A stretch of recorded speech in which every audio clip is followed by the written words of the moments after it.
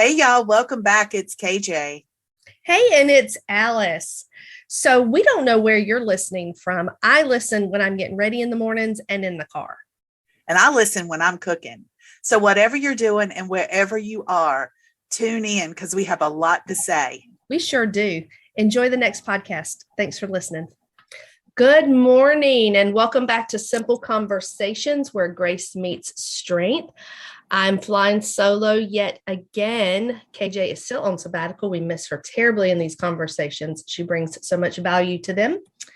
So today I am really, really excited. This is an interview that I have been wanting to do for quite a while.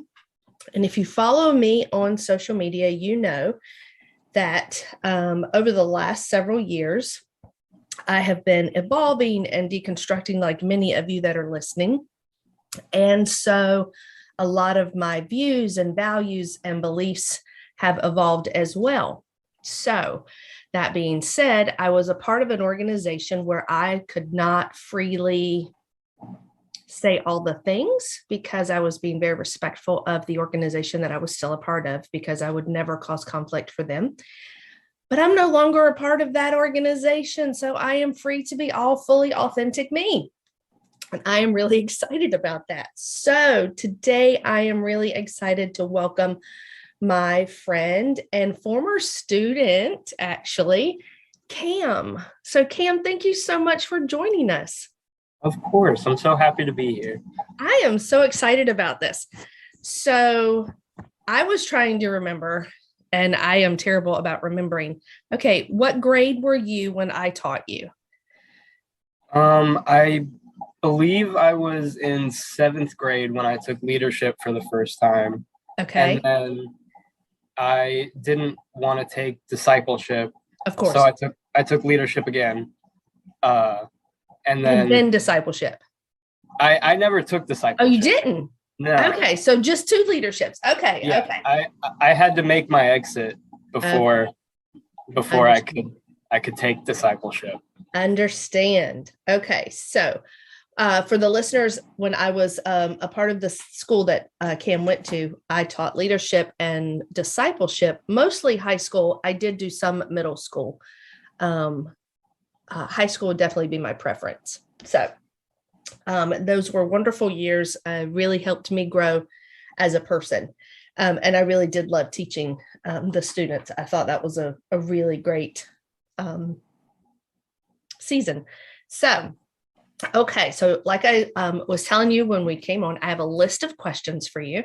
You are welcome to say pass on any of them, and you are welcome to expand on anything I don't ask. Okay. So I wanted to interview you because I believe that story matters.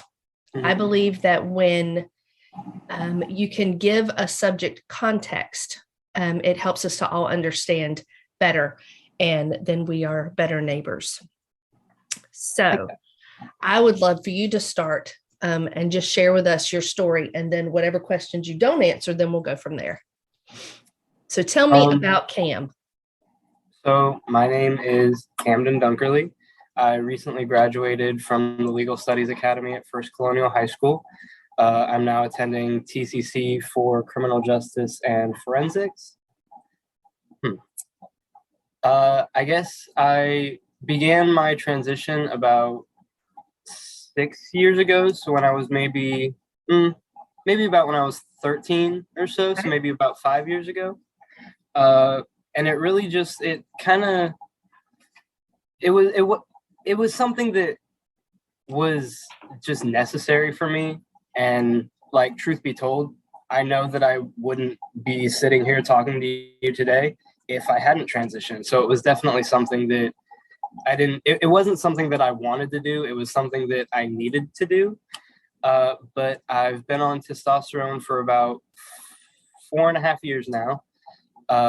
I had my top surgery last summer, and it's definitely been an experience, and it's definitely shaped and changed how I view the world. Okay.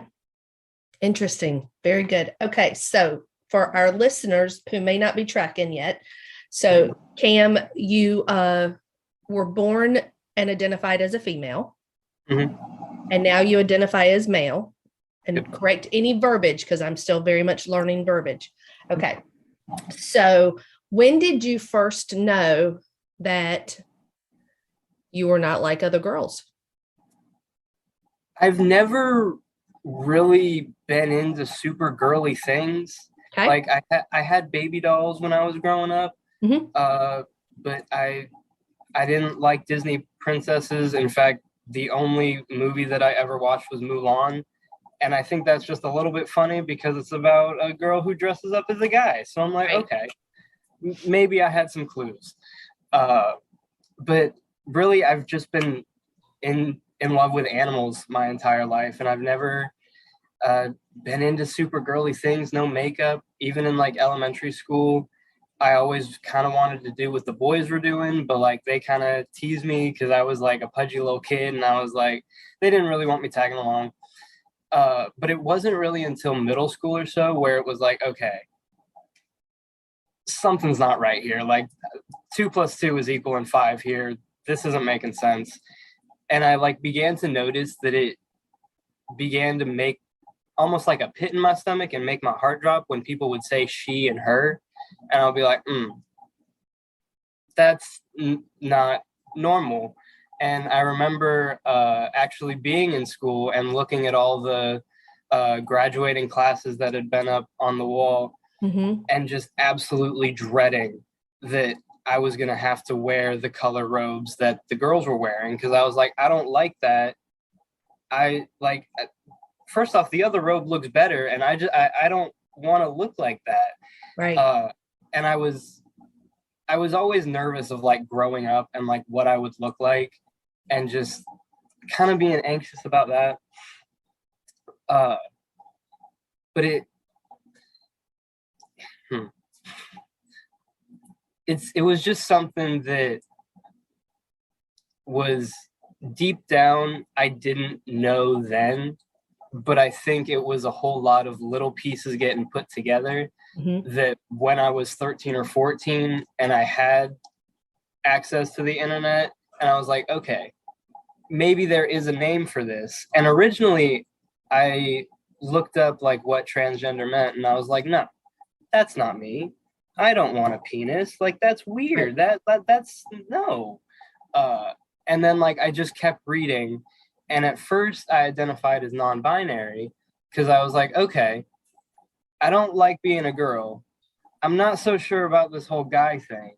Right. Here's a happy medium.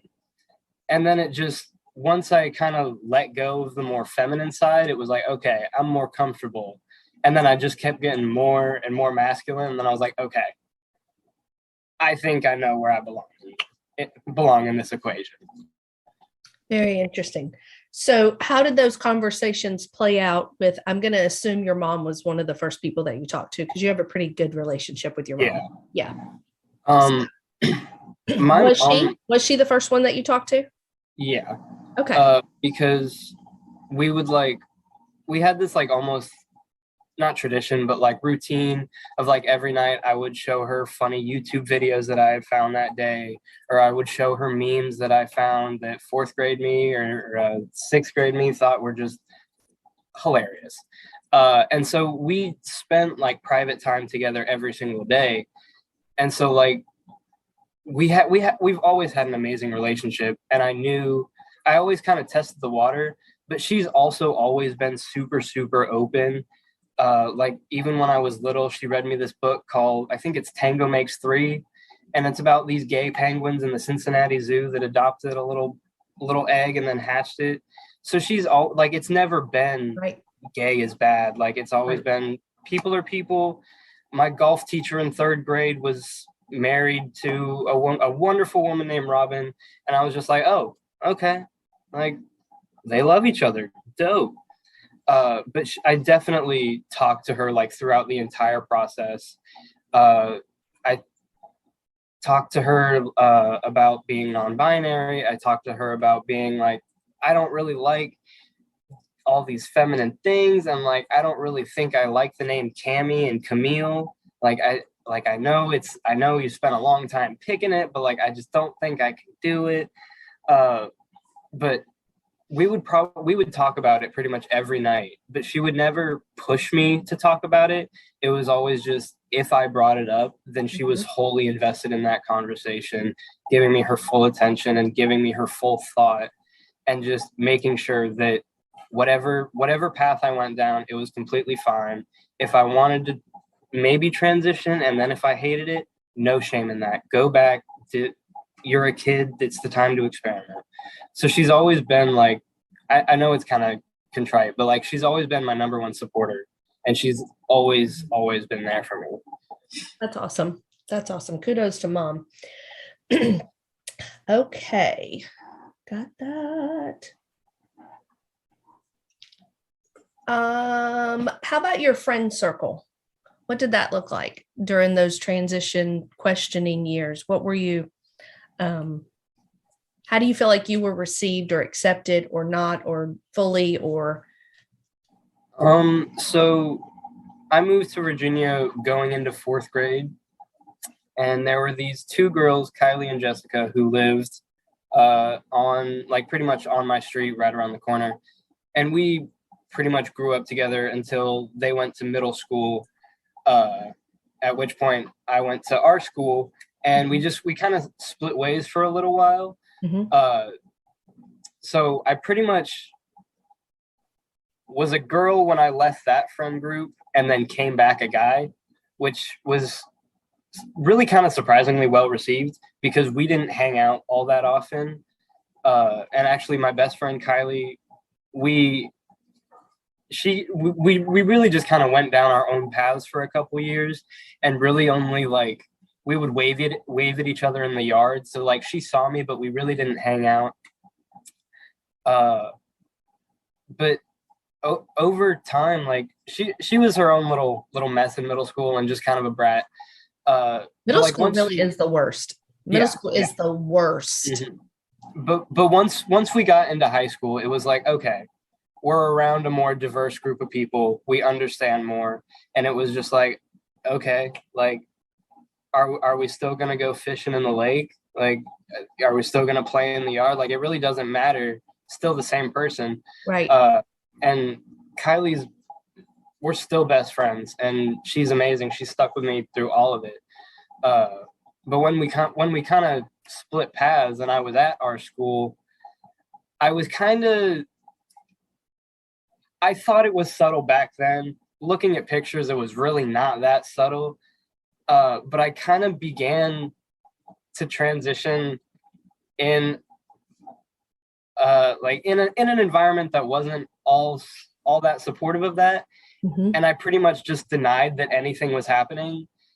And all my friends in class really didn't have, like, they didn't say anything, because I didn't say anything.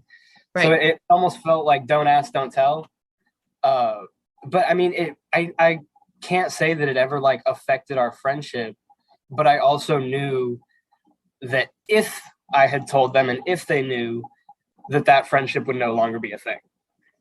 Do you think more on the student part or on their family part? I think, because I know some of those families, and that's why I'm asking. Yeah, I think, of course, I haven't been in super close contact since I left, but I have gotten lunch with a couple of them, and it was fine. But at that point when I was transitioning, I knew that it was not a good idea or a safe time or place to tell them. Also because I knew that would mean my exodus of the school. And at that point, I really didn't want that. I really did enjoy the environment. But looking back, it was not subtle at all, because I had began taking testosterone in December of, I want to say, 8th grade. Okay. And for about a year, I had a really sore throat, and my throat was really scratchy. So that's why my voice was a little deeper. Nothing else was going on, just a little itch in the throat. And obviously testosterone brings along changes. And I remember going to the bathroom one day, looking in the mirror, and being terrified that I had an Adam's apple all of a sudden. Because I was like, oh no, girls don't have Adam's apples. As far as everyone in school knows, I'm just a girl with a very short haircut and a slightly suspiciously deep voice. But like, that's. Was it hard? Was it hard to keep everything on the inside? Like, was that, did you feel isolated or alone? I did and I didn't, almost because I had not really a separate identity, but I was definitely somewhat of a different person while I was at school. Right. And obviously I didn't let all of my personality come out, or I made parts of my personality that I didn't really like come out just a little bit more, just so I wouldn't arouse too much suspicion. It was kind of weird just because I passed as male pretty much everywhere outside of school. So I would go to the store and they'd be calling me sir and he and him, and they'd think I was a regular guy. And then I would go to school and it would be she, her, Cammy. Like it was definitely something, but it was almost something that I wanted to go to the school. I had already planned on leaving after my freshman year, and it was something that I was willing to put up with so I could just stick it out. But it was definitely something that I just remember getting the pits in my stomach every time, like, that would be like, oh, that's hers. Like, she's going with you. Like, it was hard in the sense that I was really close friends and they didn't know like who or like what I was actually feeling on the inside. Right. And that even though I'm obviously the same person, I wasn't giving them my true self. Right. Yeah, that is challenging. Okay. So,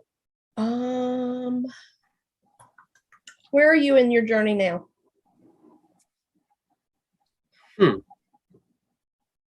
I like that question. That kind of makes you think, because I feel like you can take journey in a bunch of different directions.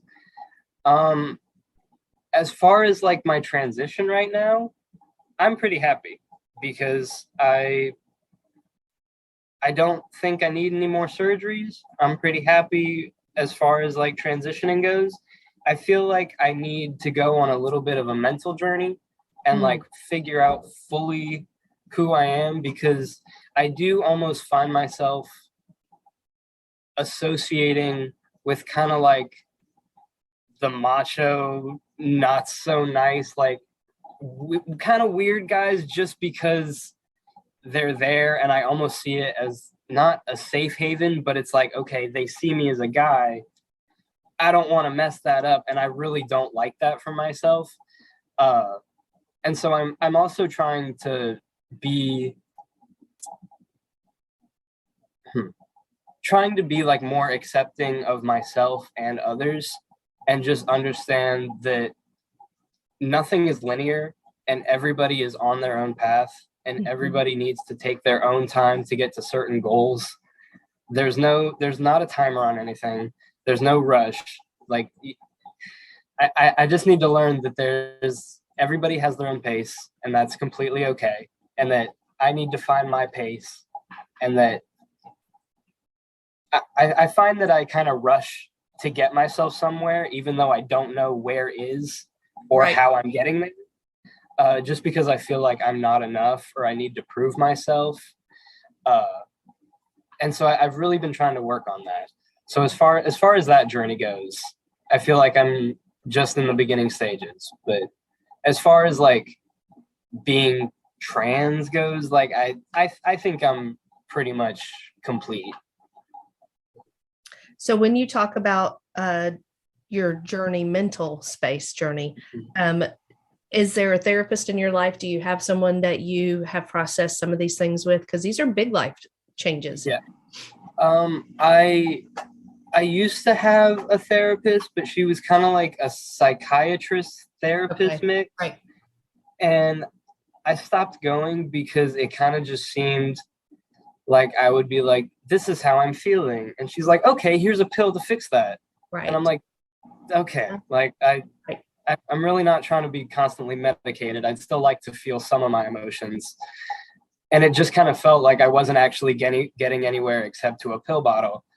And I have been trying to find a good therapist, but it's one of those things where it's almost like there's so much that I don't want to do it just because it almost feels overwhelming. Yeah, that to unpack everything. Yeah, and like I know I'm not doing as absolute. I'm doing good, but I know I'm not doing as absolutely as well as I could be doing. And I just kind of feel like unpacking all that will put me in a bit of a rut that I don't want to be in. Well, just remember that rut's only for this long. Yeah, I know. It's just for a minute. It's just for a minute. That's what I tell my clients. It's just for a minute. Then you can have more light at the end of the tunnel. Yeah, that is true. So another big part of your story and your identity is that you were donor conceived. Mm-hmm. So tell me a little bit about tell our audience. I know a little bit about it, but tell our audience about your senior project. And then I have a couple questions for that. Okay. So as part of being a senior in the Legal Studies Academy, we had to create a senior project that could be about anything we wanted as long as it had something to do with the law. And my mom used a sperm donor to conceive me, and I really wanted to just learn a little bit more about that because at the sperm bank, my mom was told that there would be a total of 5 moms who had access to the donor that she was using, and that there would be 500 miles in between each child conceived. There's 28 of us, and we have siblings that we only discovered about a year ago that live 15 minutes from each other. And I wanted to know how exactly that happened, because all of the moms were told that, or some very close variation on that there wouldn't be that many kids and that there would be quite a bit of distance between them. So I was just really curious on how exactly that happened. And I actually found out that there is no law regarding to how much a donor is able to donate, and that the only law relates to donor health. And so I was like, that's really interesting. So I essentially created a documentary and interviewed both my donor and my siblings, and basically got their feelings, did a whole bunch of research, how the law or lack thereof has been manipulated, and horrendous things have happened, and just how these things can be prevented. But as far as my siblings go, they've all been extremely, extremely supportive.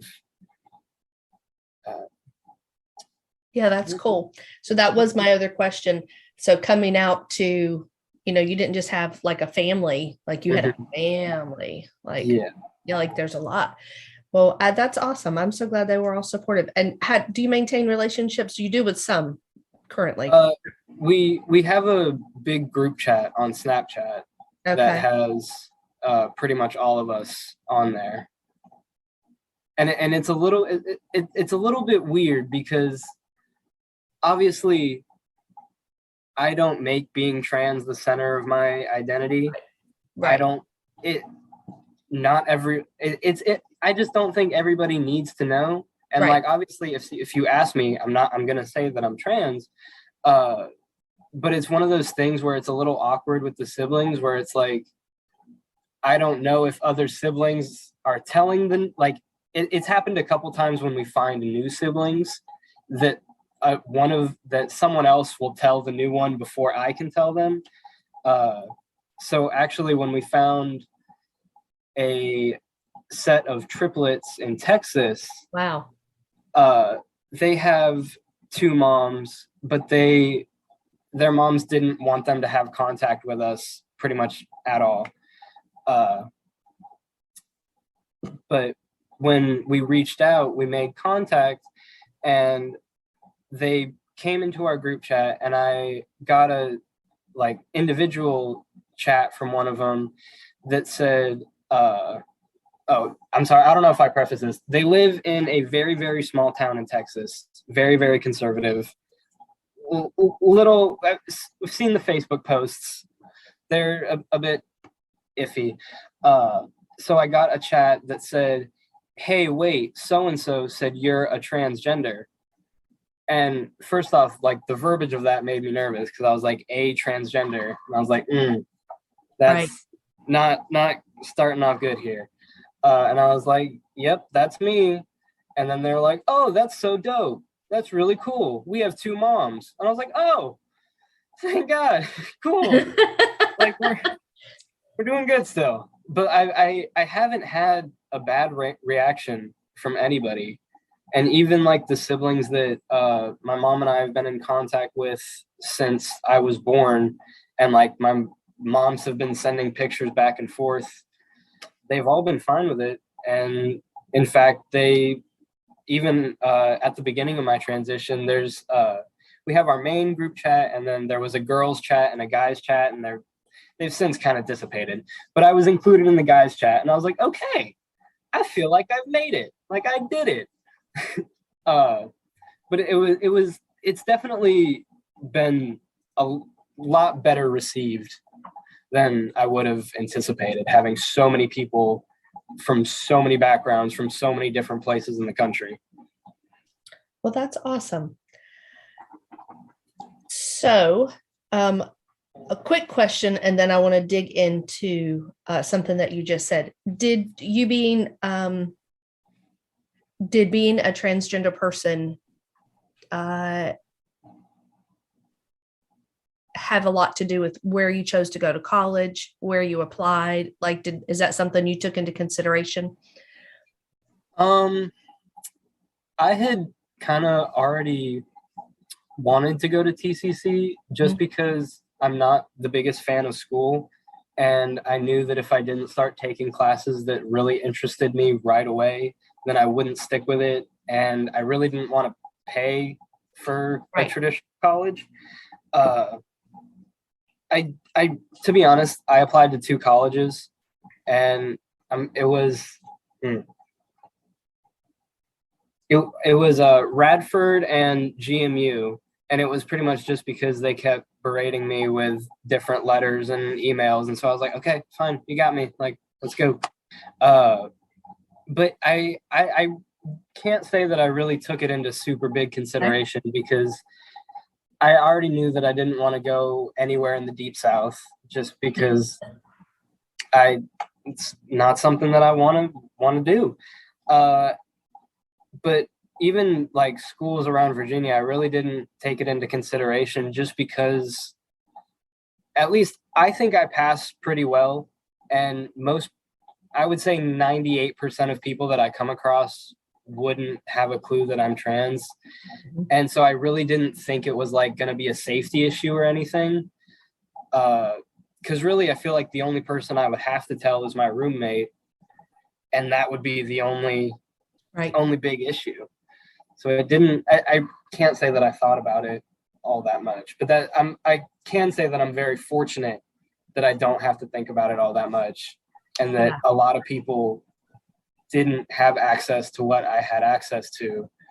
And they really do have to think about where they're going in terms of their safety. That is my next question. So tell me about that. Is that something that, so I would make the assumption, please correct me, that because you appear to be an average white male, that you carry some privilege with that. Yeah. Yeah, I would imagine. Yeah, and I've definitely noticed that. Yeah. Yeah. Like, so when you identified female versus now, do you tell me something that you pick up on? People don't hassle me as much. Like even though I was little, like I was, when I was like fully thought that I was a girl, even as a young child, it seemed like people were just constantly helping me the way that they weren't helping the boys, and like that I needed assistance or I had to do different things that the boys didn't have to do. and it wasn't in my house because my mom and dad were always like, no, chores are an everybody thing. But just in school, it was kind of something where it was like, oh, the boys are gonna do that, like that's okay. They get a pass. But even now, I'll go to Walmart or Target with Kylie, and if I'm walking close to her, people don't do anything. But if she's like walking a couple feet ahead or behind me, then she gets a lot more attention. Mhm. And I kind of understand the difference there, but we'll be shopping and a couple of associates will be like, are you good? Like, do you know what you're doing? Like, she was shopping for some tools, and she works construction with her dad, and I have no clue about tools. And she was looking, and she had two Walmart employees come up in a span of like maybe 3 or 4 minutes, being like, "Are you good? Do you need any help?" And I got nothing. I was just standing there, my hands on my hips. I thought I was looking pretty dang clueless, and I get nothing. And she was picking out exactly what she wanted, and she still got asked if she needed help. So people, I feel like definitely I have noticed the increase in privilege that has happened. And it makes me feel kind of bad, because it's like, it just happens. And as you see it increasing, you see how bad of an issue it is. Yeah. Yeah. Again, given something context that we originally did not have context for. Okay, here's a tough one, maybe. Did it cost you to transition?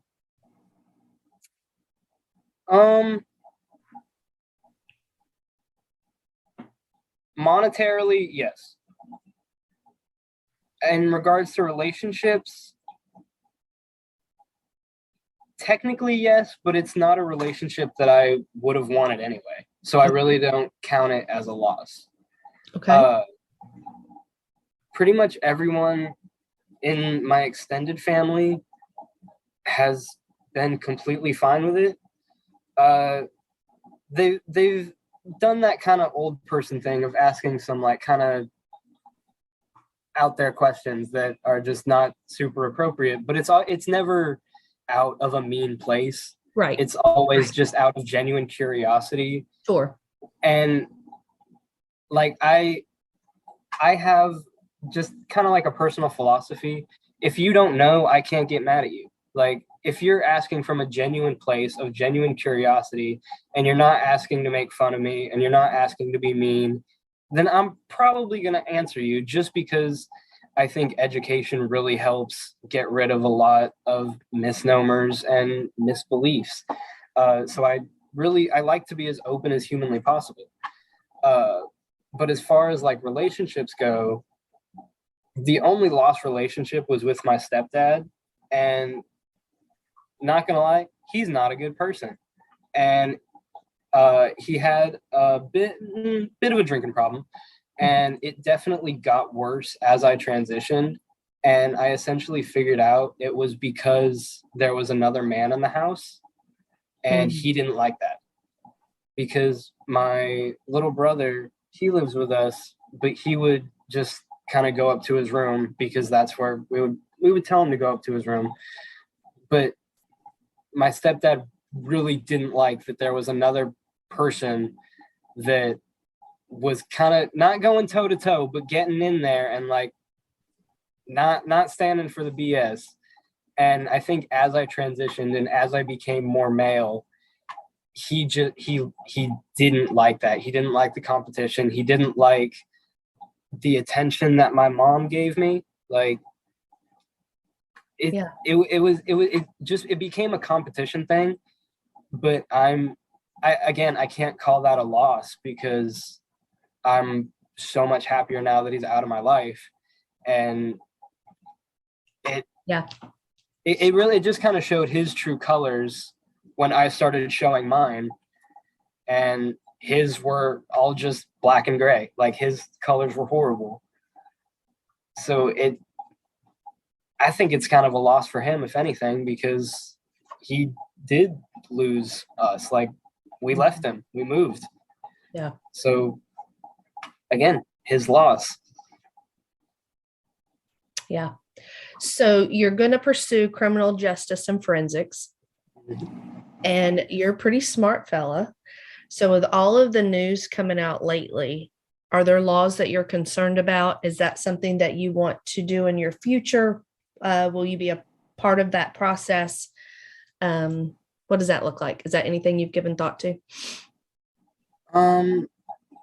What laws are you talking about? Well, recently in the news, Clarence Thomas has kind of leaned in that he would like laws revisited that had to do with gay marriage, or same-sex marriage, we would say, privacy issues, things like that. So any of that cause you concern?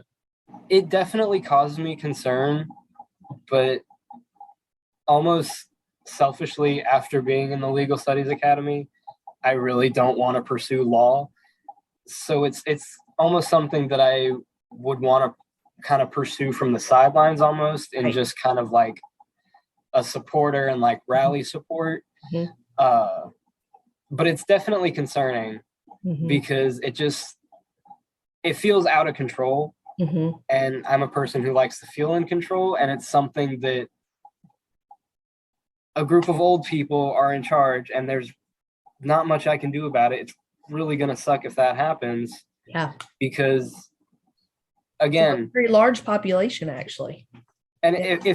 if someone asks me that if I'm trans, then I'm going to tell them. But if I'm going up for a government job in a forensics lab somewhere, I wouldn't want them to be able to Google my name and have my medical records pop up that say, Absolutely. oh, this medical record from 2018 says female and Camille, and then this one says male and Camden. So like, what happened there? Or like go into court records and get my name change document.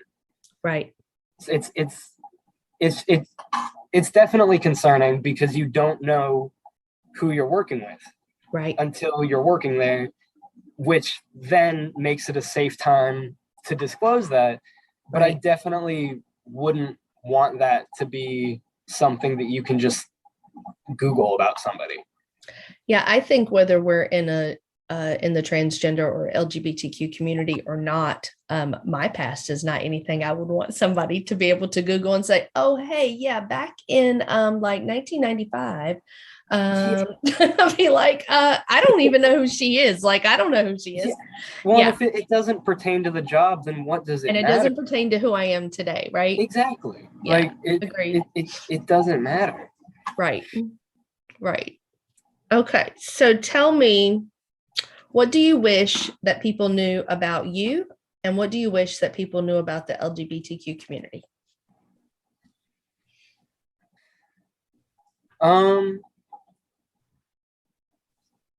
For what I wish people knew about me, I'm not super sure, just because I am a pretty reserved person and I usually like tell people. But I would just, if anything, I would want them almost to see that as much as the media likes to not necessarily vilify, but just kind of sensationalize trans people and be like, oh, look at what they're doing. This is absolutely crazy. Like, yada, da, da, da. Everything they do is about them being trans. I would just kind of like people to see that, to be quite honest, I forget that I'm trans. Like, it's not something that at least for me personally, everybody is different. I don't think it needs to be a main focal point of who I am. And I can exist outside of my transness. Like, me being trans doesn't need to be like, I'm not wearing a button that says, hi, I'm trans. Like, people Right. don't walk around saying, hi, I'm cis, hi, I'm straight. It's not, Right. it doesn't, I would just want people to see that I can exist. I have all these other things. I would so much rather talk about like I would rather talk about dogs. I would rather talk about being donor conceived. I would rather talk about forensics than me carrying a conversation about me being trans, just because I don't think it's that important. Like, I think it's important for people to be absolutely comfortable in who they are, but at least for me, it's not the most important thing that everybody knows that. So I would just, I would just want people to see that I can be trans and be completely fine. Like, I'm almost like those exercises where it's like, I'm trans and yada, yada, yada. Right. But as far as the community, I would really wish people could almost see that there are people behind the rainbow flags. And I kind of feel that because the world is really messed up right now, Yeah. and nobody is 100% happy, I think it makes everyone just a little bit upset to see people that happy in really any sense, because it's like, dang, like, just, I feel like it just gives a little tinge of jealousy. But just see that, like, these people aren't running around rainbow flags 24/7. We're working, we're living lives, and it's very important to be proud of who you are and be comfortable with who you are. But I think people would just need to understand that there is a separation and a unity of it, where people are gay, but they're not only gay. Right. We had in one of our last gender sexuality meetings at school, we had City Councilman Michael Berlucci come in because he graduated from First Colonial, and our sponsor for the club actually taught him in 6th grade.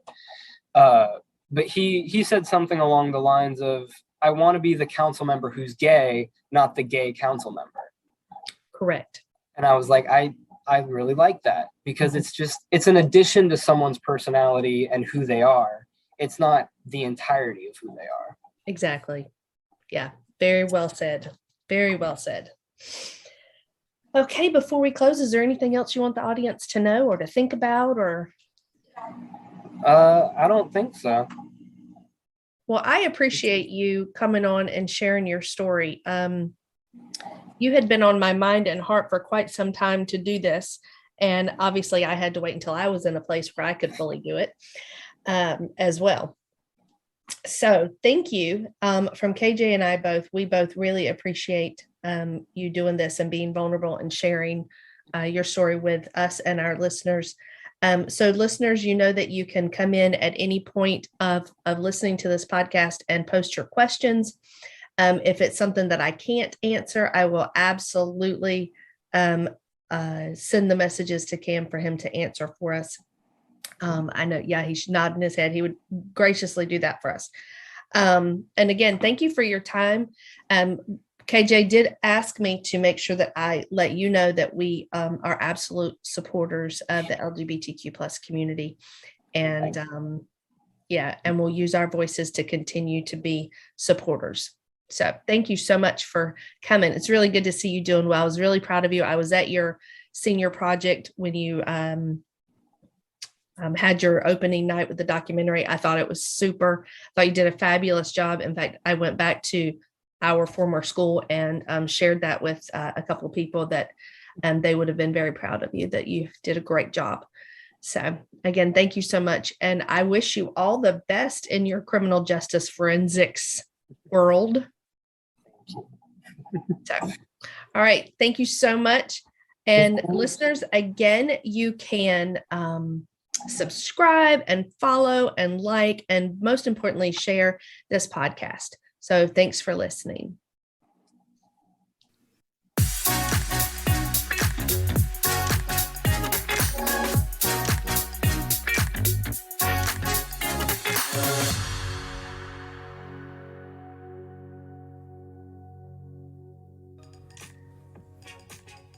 Hey, you guys, We just want to say thank you today. We want to thank our listeners and those of you that have subscribed to the Simple Conversations podcast. Friends, thanks.